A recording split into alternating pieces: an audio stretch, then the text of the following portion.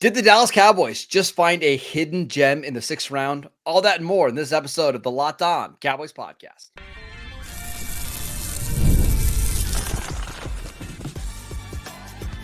You are Locked On Cowboys, your daily Dallas Cowboys podcast. Part of the Locked On Podcast Network, your team every day. Welcome back to the Locked On Cowboys podcast, part of the Locked On Podcast Network, your team every day. We'd like to thank you for making us your first listen of the day. Today's episode is brought to you by Monopoly Go. I admit it, I have a competitive side, and it is a big fan of Monopoly Go, the mobile hit twist on classic Monopoly. So join your friends and download Monopoly Go, now free on the App Store or Google Play. I am your host, Marcus Mosher. You can follow me on Twitter at Marcus_Mosher. Joining me today, as always, is Landon McCool. You can check him out on Twitter at McCoolBCB. On today's show, we are wrapping up the Cowboys 2024 draft class by discussing their final two picks. And let's start with Ryan Flournoy, a wide receiver from Southeast Missouri State, 6'0", 202 pounds. What did you see when you watched any YouTube clips that you can find? Yeah. I mean, again, another guy who, as you said, went to a smaller school, to say the least. But you still got to see some competition against, regular, ish competition. So it was at least available. But there was definitely one or two clips I saw in which it looked like the game was being played very early in the morning or very late at night. Like the field was dark, basically. And there was like one, almost like they were playing at Jerry World at night. And there was one strip of sunlight down the middle of the field. So I don't know what's going on with some of these games, but it's like the old bounce house situation. But this is a guy that, you watch him and you very clearly see right away that he is an athlete that they're trying to make into a wide receiver. Right. He is a sprinter, a guy who can run through tackles. He's I think where he's going to make his mark is as a yak merchant, right? If you're watching us on YouTube right now, you see the Raz athleticism, and he has a very high level of athleticism, 98th, almost 99th percentile athleticism for a wide receiver. And you see that, right? Like they make all these opportunities to quickly get the ball into his hands. He's clearly the best player on their offense and the focus of their offense. They like to get him out the ball in swings. You see him, running slants, a lot of middle of the field stuff. And when you see him running slants and you see him kind of running a hook route and stuff, he has some game skills development. You see him dropping his weight at times. You see him able to kind of snap off some of these routes. I think the problem that we're going to see with Flournoy's development is that he so much was just kind of a pure athlete that they're trying to get the football in his hands, that he didn't have a lot of development in routes down the field. Like you just didn't see him running eights or nines or out breaking routes down the field or multiple move routes to kind of set up defenders and then break free.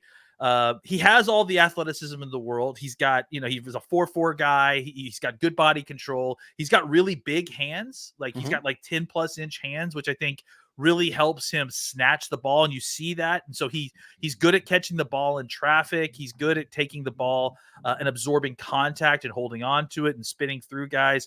He has some Dez Bryant to his game. I think the difference is that Dez was a great down the field receiver, and I don't know that this guy is that yet, right? He is much more of, imagine Dez with only a short game, basically, right? And that's where he is as in his development right now, and that's why you get him in the 6th round as opposed to a first round pick. So I don't, he's not quite the athlete that Dez is, but I think in that sense of him being a compact, bigger built, explosive athlete, a guy that you want to get the ball in his hands and have him running through the secondary. He's that kind of player, except, again, as of right now, even if you got him on the field, you found ways to get him on the field, you're going to have to produce targets for him. You're going to have to produce touches from him. This is not a guy who's going to be able to break free from NFL coverage using his route running right now. So that's something that he's going to have to be developing. But if you give him the ball in like, a reverse or a screen, or I'm actually interested to see maybe if he could be, especially with the change in the kickoff rules, could he be that other kickoff guy? Maybe, It's possible. Stuff like that. So just dangerous with the ball in his hands right now. That's the kind of bottom line for this guy, developing the rest of being a wide receiver. That's what's on the table for him in the future. My favorite trait, I'm reading this right from Dane Brugler's The Beast. He grew a half an inch between the combine and pro day. That's great. 6'0", That's amazing. Pro day, like that trajectory is amazing for the Cowboys. He's going to be 6'4" by the time the season starts. It's amazing. Yeah, let's look at some of the advanced stats courtesy of Pro Football Focus. So they're a little all over the place, to be honest. 71st percentile receiving grade, 26th percentile separation percentage, 81st percentile yards per route run, 14th percentile contested catch percentage. That's the contested catch percentage is surprising because he has big hands and you see it on tape, him snagging the balls. But then again, the good thing about PFF metrics is that they watch, all his snaps, not just a couple of games. It's a lot of underneath stuff where there's just guys close to him all the time. 81st percentile yards after the catch per reception. And this goes to the big hands, which we talked about. 97th percentile drop rate. Like he doesn't drop a lot of passes when they're catchable targets. So that's really intriguing. To me, Landon, this is just the Cowboys continuing at the bottom of, day 3. We're just taking height, weight, speed guys. And we don't need everyone to pan out. If one every 5 years pans out for us in the 6th and 7th round, we're golden, right? And the Cowboys took one last year with Jalen Brooks. They have David Durden. Sorry, is it David Durden? Correct. I think it's Durden. Yeah. David Durden, who they signed as an undrafted free agent last year. Jalen Moreno-Cropper, who they also signed as UDFA. Like they're just throwing darts against the wall here because they know what their top probably 4 receivers look like with CeeDee Lamb, Brandon Cooks, Jalen Tolbert, and then kind of Kevontae Turpin is that last guy. So if you're going to look for that last guy in the roster, make sure he's an athlete because if he can hit, it can give you a completely different dimension in this offense. So I admire the strategy. I think it's a good one. And I think the one guy that we forgot to mention here that is also very much in that strategy is Martavius Bryant is still on this team. So another height, weight, speed guy, obviously older. That's a different situation, but same thing, right? Gamble on the kind of athletes at the bottom of your roster and see which one kind of rises to the top. So yeah, I like the gamble here. I do think that, of these types of kind of height, weight, speed guys, right? Sometimes you get them a little more refined, you get them a little less refined, and it's always kind of interesting to see what the mix is. I was a little bit surprised to see how refined his short route running was, right? Like, I mean, he does understand, creating leverage, dropping his hips at the top of routes to create separation. I think that there is some nuance to his short route running. I think it's just the further he gets away from the line of scrimmage, the less nuanced his game gets. And I think that's really going to limit him early. So especially to try to get on the field. So really the question becomes, can he find a way to get on the game day roster? If not, he's likely to be a game day inactive for most of his rookie season. I think it's a better chance that he's just on the practice squad. Yeah. And the Cowboys just rule with 5 receivers. I will say I watched all of his Senior Bowl one-on-one reps today. I don't want to say that he was a standout or anything, but he didn't look like it was too big for him. And that's the number one trait that I want to see from small school receivers. I thought he looked fine. And maybe the more that you get him acclimated to playing against better competition, the more confidence he'll have. He is let's wait and see. Let's see how he does in training camp. Does he improve week by week? But I would say right now he's probably somebody who is one of the first guys you want to sign on the practice squad. Yeah. And again, another guy that's like a team captain type, the coaches really talk well about him. So he, there's that opportunity that you have the athleticism and then you have the right mindset, right? And when you combine those, you have a higher rate of success. So let's get him into the group and let's see what he does. And yeah, I think we've laid out the outcomes here. I think it's likely he's a practice squad guy. And on the top end of it, if he has an incredible training camp, he could make the roster. If he doesn't, he could be cut. So But I think, yeah, a reasonable expectation is a practice squad guy. Maybe if he even does a little bit better, he's a game day inactive guy. Sure. All right. It's been a while since the Cowboys have drafted somebody from Landon McCool's school. Let's talk about Justin Rogers next. This episode is brought to you by Monopoly Go. All right, game off. We got to pause here for a second to tell you about Monopoly Go. I know what you're saying. You guys have talked about this so much over the last couple of weeks, but that's because there's so much to talk about. And we want to tell you about all the awesome things that you can do in Monopoly Go. In Monopoly Go, you can team up with friends for time tournaments where you work together to build up each other's boards. The more that you win together, the more awesome prizes that you unlock. And there's so much to get, like unique stickers that you can trade with your friends to complete albums for big prizes. There's also cool new playing pieces that you can travel the boards with. And there's hilarious emojis for taunting your friends and family when you smash their buildings or heist their vaults. Plus, Monopoly Go feels new and exciting every single day with constantly changing tournaments and challenges. A ton include their own mini games like digging for treasure. And there's always new timed events that help you win big, like massive multipliers for everything that you win or rent frenzies. There's always something fun to discover in Monopoly Go. So get off the bench and go download it now for free on Google Play or the App Store. Game on. Welcome back to the Locked On Cowboys podcast. Are you watching Fox Sports or ESPN on your TV all day? Are you having to turn down the volume because of all that shouting? Make the switch to Locked On Sports today, a free 24/7 sports streaming channel program for you every day to bring you the biggest stories without all that unnecessary screaming. Locked On Sports today brings you can't miss analysis, opinions, and news, streaming 24/7 on YouTube or on the free Amazon Fire TV channels app, part of the Locked On Podcast Network, your team every day. All right, Landon, let's talk about the Cowboys' final pick here. They gave you one of your guys. Finally. Justin Rogers from Auburn. What do you got? Yeah, I mean, listen, as an Auburn fan, I'll tell you this guy was someone who Auburn coaches and fans were excited about. He was a transfer from Kentucky. I think from the 2022 season. He was the number one recruit, number one transfer for Auburn that portal season, right? Mm-hmm. Came in, he had some success and had played a little bit with Kentucky. But if you know, there is I'm pretty sure a top 100 pick nose tackle coming out of Kentucky next year. Maybe even better than that. I just know that he's very good. So probably top 20. So even higher. That good. That. Okay. So I knew he was good and I wasn't sure exactly how good. So that's likely why he was a transfer out. He came in, played right away for the Auburn Tigers. And guys, this Raz shows you exactly the kind of guy you're getting. I know that's a ton of red, but that red is beauty to my eyes because I know what this guy is. I don't need this Raz descriptor for this one. I'll take it from here. Thank you very much, Math Bomb.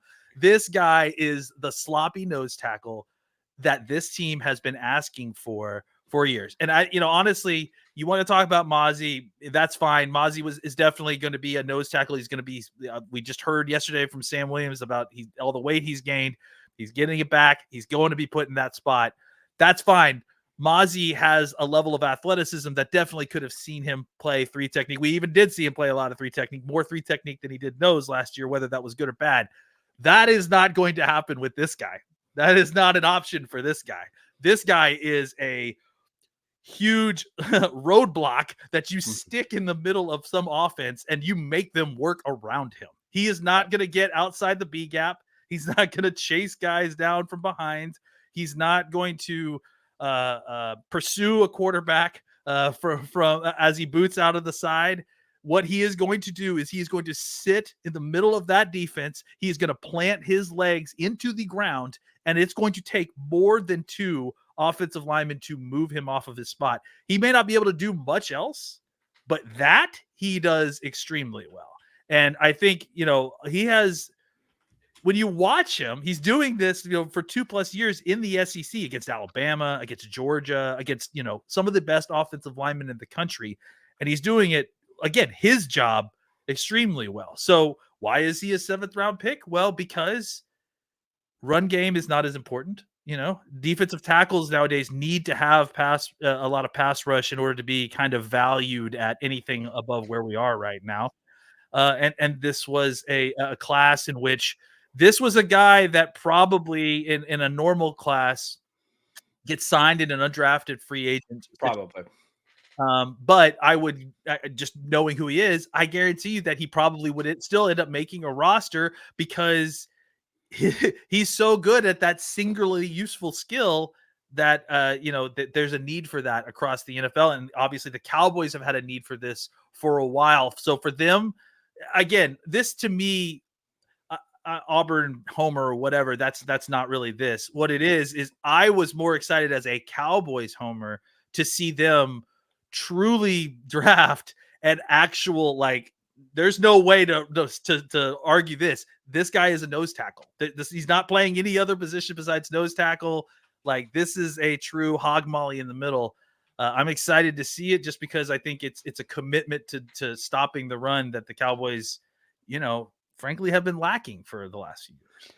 So the Cowboys have drafted some nose tackles out over the last couple of years, not including Mozzie, but like the difference between Rogers and somebody like Quinton Bohanna, right, who the Cowboys drafted was at 2021, is like Bohanna was like a big, tall nose tackle who was a good athlete, but you were hoping could kind of learn how to stop the run and take on double teams.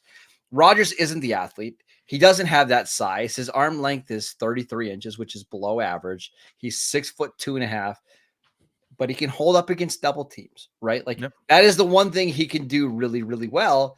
There's not a lot of projection here. There's also not a lot of upside, right? But that's where these type of players generally go. And I want to throw that Ras back up there for a second.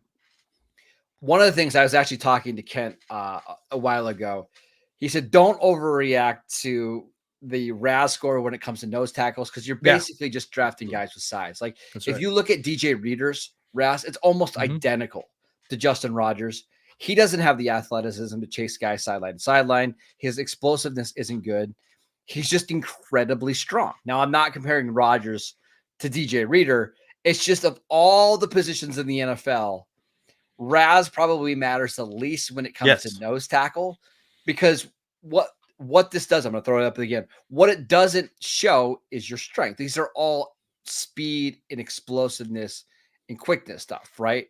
And I mean, the bench is on there, but we know the bench doesn't really translate not a good indication of anything. Strength, right? I have some questions if he'll make the roster or not, just because you're talking about a 7th round pick. However, you look at the Cowboys depth chart and there's like nobody behind Mozzie Smith and Oso Digizua and Chauncey Golston right now. So why not? And even if they do, look, I mean, I still think that they might sign a defensive tackle before free agency. I mean, before training camp, or at least before the season. I don't know if it's before training camp or what, but even if they did, I wouldn't imagine it necessarily would be another pure nose tackle. Maybe Linval Joseph, right? Who I think is, somewhat that, but I think he can play in and out. But I think Linval Joseph is actually kind of closer to what you're talking about with Quinton Bohanna, right? Where he's a nose tackle that you would like to try to get a little bit more of. This guy, it just does this thing. Like that's all he does. Like, and you're bringing this guy on the field in short yardage, goal line, Philly sneak, whatever the butt push thing, whatever they call it anymore. I like that kind of stuff, like obvious run situations, and you're putting him in at nose, and when you don't have to worry about him rushing the quarterback at all. Yeah, and I think again, it's hard for him to move, but it's hard for him to be moved as well. So there is value in that. And the difference between the Quinn defense, where everybody's getting upfield and everyone's trying to pursue, is he's destroying your blocking scheme by being kind of this cancerous thing that you can't get rid of in the middle of your moving parts that you can't find a way to kind of work around. So I'm excited to see exactly how he fits in this defense, and if he can, possibly be a backup and a guy that actually, makes his way to a game day start. Just throwing up his advanced stats via PFF because they're hilarious. Pass rush grade 6th percentile, pass rush win rate 9th percentile, no play action pass rush grade 10th percentile, run defense grade 25th percentile, run stop percentage 2nd percentile. I mean, you knew he wasn't going to perform very well in those areas, and that's okay. What you are bringing him in for is a specific role.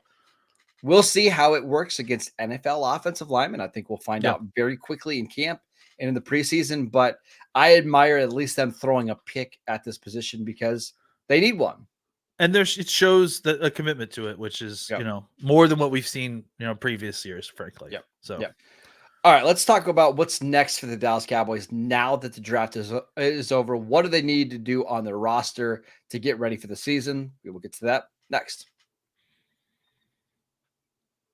This episode is brought to you by FanDuel. It's winner take all time in the NBA and in the NHL. And FanDuel is giving you a shot to bring home a huge win of your own. Right now, new customers can get $150 in bonus bets with any winning $5 bet. That's $150 to bet on spreads, money lines, player props, and more. I highly recommend that you go check out some of the futures bets that FanDuel has right now. Not only can you go bet on who's going to make it to the NBA Finals, you can go look at the NFL odds. FanDuel just released their odds for how many wins will each team have. I believe the Cowboys are sitting at 10.5 right now on FanDuel. You can go bet on the MVP award. So much great stuff to go bet on right now. So visit FanDuel.com/LockedOn and make every playoff shot count with FanDuel, America's #1 sportsbook. Welcome back to the Locked On Cowboys podcast. Landon, let's talk about what's next for the Cowboys. What do they need to accomplish over the next 3 months before we get to training camp? Well, so we just kind of mentioned one of the things, right? I do think that there is still some work to be done on the defensive line, specifically the defensive interior. There are some guys now that is today the day? Today's the day, right? Today's the day. Today is the day we've actually passed the threshold for free agent signings, not counting towards the comp picks of next year. So that means that the Cowboys, you should start getting back on Twitter, and because the Cowboys may actually sign someone. I don't know if they will, but this is the most likely chance. I should also mention the Cowboys are going to get some additional cap space here on June 1st. So there might be a player or two that they're interested in that they just wait until June to sign. That's true. But we have already seen them sign somebody, Marcus's favorite, Zeke Elliott. But again, as we've mentioned, that doesn't preclude them from continuing to do some work at the running back position. I would imagine they're still very heavily eyeing the trade market, very heavily eyeing the market overall to see what's coming out. I think, there's just some certain spots where if some available free agents were to be released, that they may kick some tires, right? And I think we started to see some of that stuff, like as you tweeted about yesterday. There's rumors that Treylon Burks may get cut from Tennessee or moved. And I think that did he actually get cut? I'm sorry.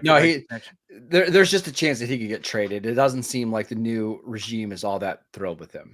So, there's going to be situations like that. And actually the Cowboys have already mentioned in the press conference after the draft that Washington as a team that, for example, has a new regime. And so they're maybe looking to kind of get rid of some of the previous regime players. So, this Jacksonville is another one, right? Tennessee is another one where it has a new regime. So, new opportunities to kind of get some players that may not fit the new scheme. So the Cowboys will continue to monitor that.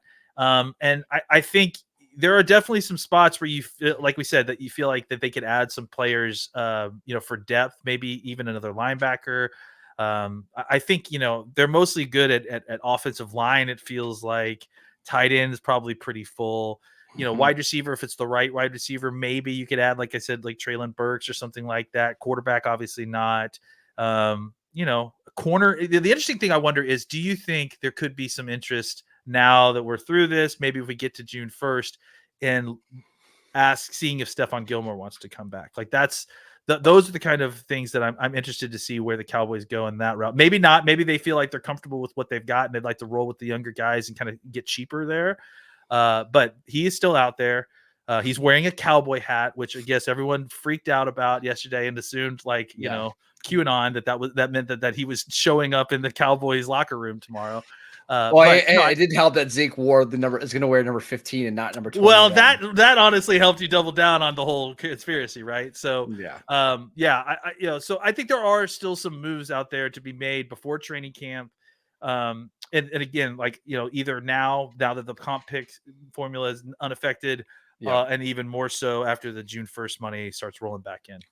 To me, it's two spots. It's defensive tackle, and you mentioned a couple names. There's also some teams that might be open to trading some defensive tackles. I look at Cleveland.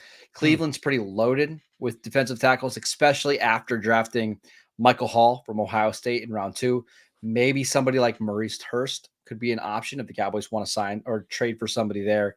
And then running back, which we've mentioned several times. Like, I just think there's going to be another shoe that drops at the running back position. I've been kind of scouring depth charts all week, trying to find somebody that is a little bit different than what they have right now in the backfield. I'm looking at like Miami. Miami just traded up for Jalen Wright. They drafted Devon Achane in the second round last year. Raheem Mostert led the NFL in rushing touchdowns last year. Jeff Wilson is somebody who's kind of buried on their depth chart with a lot of speed. Maybe he would be somebody that the Cowboys would be interested in. I got to imagine the Cowboys over the next 2.5 months are going to be really diving into that market. Yeah, the Jets are another team that I think they just drafted 2 running backs as well, and they've got a pretty crowded running back room as well. So I've been eyeballing some of those names as well, because I feel like Abaconda from that's Pitt the guy. One. Yep. Abaconda. Yep. I'll also mention, I know the Cowboys have made a trade with the 49ers in the last year. The 49ers drafted 2 running backs this year, Isaac Guerrero and then Isaiah Adams.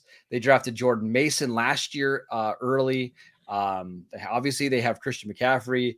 They're probably going to cut a pretty good running back or trade. Probably one. Christian McCaffrey, right? They're going to cut him. They should probably sign him. Throw 6 or 7.